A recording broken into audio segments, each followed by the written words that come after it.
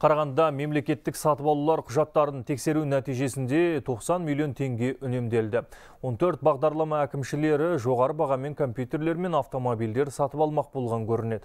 Қазіргі төтенше жағдайға байланысты бір мекемеден компьютерлерді көптеп сатып алуға мүмкіндік туған. Бұл жемқорлық тәуекелдерін арттырады. Егер заңсыз әрекет белгілі болып, пара алу фактілері тіркелсе, онда бірінші басшы отставкаға кетуі тиіс.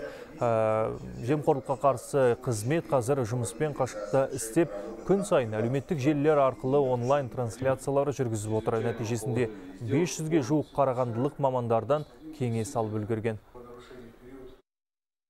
Проявления коррупционные, они... Сыбайлас жемқорлық тәуекелдері әдетте азаматтардың шенеуніктермен байланысында күрт арта түседі. Қазір бұл қарым-қатынасты алшақтату үшін жұмыстар жүргізілді. Сәйкесінше бірқатар қиындықтар да туындады. Қазір біздің басты мақсатымыз мемлекет басшысының тапсырмасына сай заң бұзушылықтардың алдын алу болып есептеледі.